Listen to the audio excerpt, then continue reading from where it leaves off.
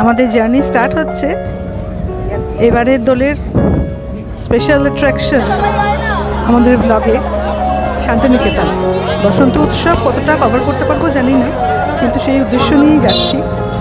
ব্যান্ডেল থেকে journey start করেছি মা তারা এক্সপ্রেসে, সিট নাম্বার 5354, কোচ C1।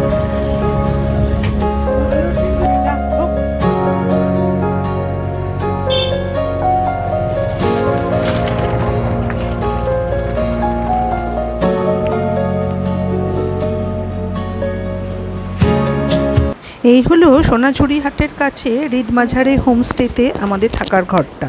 ভীষণ সুন্দর ডাবল বেডেড এসি রুম আমরা পেয়েছিলাম, সঙ্গে একটা ব্যালকনি ছিল, অ্যাটাচ বাথ, বাকি যা যা মডার্ন ফেসিলিটি সব ছিল। আর অবশ্যই এদের কিচেনটা ভীষণ ভালো ছিল। কিচেনটা আমরা তো মানে বলবো যারা এখানে আসবেন অবশ্যই এদের কিচেনে খাবেন। লাঞ্চ করে বেরিয়ে পড়েছি সাইট সিইংয়ের জন্য। বসন্তের বোলপুরের নরম রোদ্দুর গায়ে মেখে টোটো করে আমরা চললাম সুরুল বড় বাড়ির উদ্দেশ্যে। কিন্তু বিধিবাম গিয়ে দেখলাম যে দোলের জন্য ওদের 24-25 দুদিন বন্ধ ছিল রাজবাড়িতে বাইরের পর্যটকদের প্রবেশ। ফলে বাইরে থেকে যেটুকুনি ছবি তুললে নিয়ে পাশে একটা মন্দির দেখলাম। কথা শুনে জানতে পারলাম যে আমাদের সিরিয়াল হয় রানী রাসমণি, সেই রানী রাসমণি সিরিয়ালের জন্য এই মন্দির দুটো এখানে তৈরি করা হয়েছিল এবং তারপর এটা একটা পর্যটকদের কাছে ভালো দর্শনীয় স্থান হয়ে উঠেছে। তো সেখানেও আমরা কিছু ছবি তুললাম। ছবি তুলে নিয়ে আমরা এগিয়ে গেছিলাম সোনাঝুরি হাটের দিকে। তো যাওয়ার আগে সোনাঝুরি হাটে ঢোকার আগেই ক্রস করলাম প্রকৃতি ভবন বিহার। এই জায়গাটা কিন্তু আমাদের কাছে একদম নতুন, একটা অন্যরকম এক্সপিরিয়েন্স আমরা এখানে পেলাম। দেখতে থাকুন। আর্ট গ্যালারি মিউজিয়াম, এটা হচ্ছে অল ওভার ইন্ডিয়া থেকে কালেকশন করা নেচারে কাঠ, পাথর, ফসিল, সেগুলাকে কালেকশন করা হয়েছে আর ইমাজিনেশন করে একটা ভাবনা প্রকাশ করা হয়েছে। অনেকগুলোই দেখতে পারবেন, কয়েকটা খুবই এক্স্যাক্ট আছে, এক দুটো আমি বলি। যেমন এখানে দেখবেন 3টে হাঁসকে ইমাজিনেশন করা হয়েছে, যেটা 3টে গাছের রুট থেকে পাওয়া গেছিলো। এখানে বলা হয়েছে একটা হাঁস গলা তুলে ডাকছে, একটা উড়ে যাবে, একটা ডানা বেয়ে জাস্ট ঘুরে গেছে, ঝাপটে আছে, সে একটা ভঙ্গিটা তুলে হারা। আর নেক্সট আর একটা দেখায় যেটা খুবই এক্স্যাক্ট, এটা দেখলে সবাই বুঝতে পারবে। তার মধ্যে এটা একদমই এক্স্যাক্ট, এটা বীর হনুমানকে ইমাজিনেশন করা হয়েছে।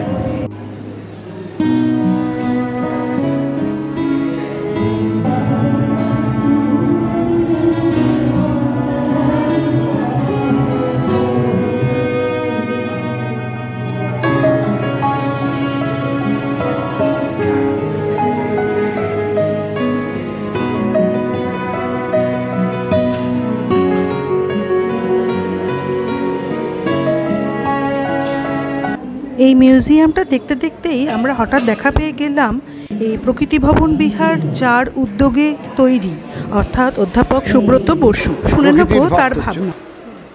প্রকৃতির সাথে শিল্পীর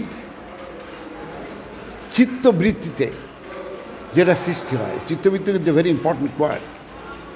এটা হৃদয়বৃত্তি বা বুদ্ধবৃত্তি নয়।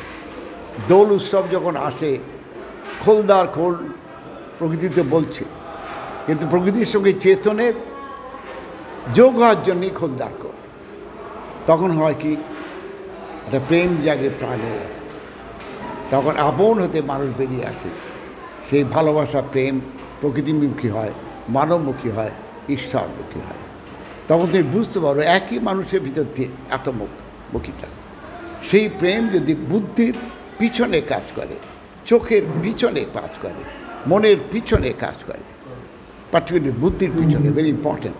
এআইয়ের যুগে যে টেকনোলজিতে এগিয়ে যাচ্ছে, ছোট্ট একটি দরকার তার পিছনে কি, যেটা দালাই লামা শোনো, কম্প্যাশন, কত কিছু উনি বলেন। কী করে করবে সেটা কি meditation, keeping eyes closed? No, meditation keeping eyes open.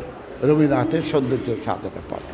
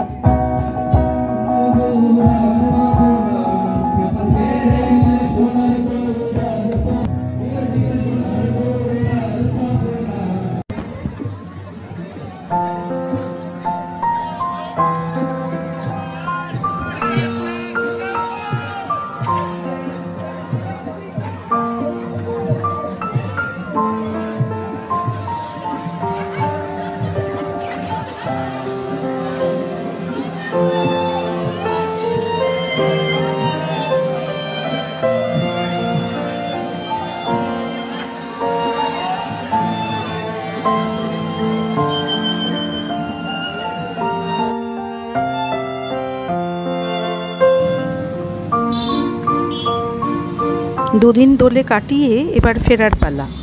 যেহেতু সোনাঝুরির হাটে দোলের সময় কিছু কেনাকাটা করতে পারিনি, ফেরার পথে ভুবনডাঙ্গাতে একবার নেমেছিলাম। কিছুটা কেনাকাটা আর বাকিটা ভবিষ্যতের রসদ সংগ্রহ করা। এবারে আমাদের ফেরার পালা দুপুরবেলার ট্রেন বোলপুর থেকে কবিগুরু এক্সপ্রেস। দুপুরবেলা মোটামুটি 1:30 নাগাদ ওটা আসে এবং আমরা ব্যান্ডেলে নেমে গেছিলাম 2 ঘন্টার জার্নি করে। সত্যি কথা বলতে কি, ফেরার সময় একটা খুব অদ্ভুত এক্সপিরিয়েন্স আমরা হয়েছিল আমাদের, এবং সেইটা আমাদের এই ভ্লগে আমি যোগ করে দিলাম।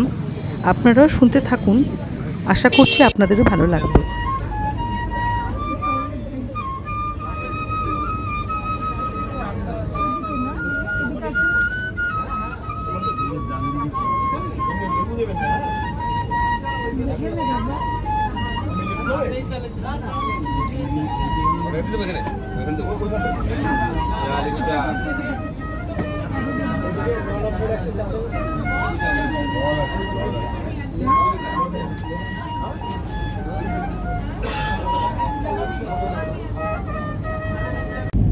এই হলো আমাদের বসন্ত যাপন এই বছরে।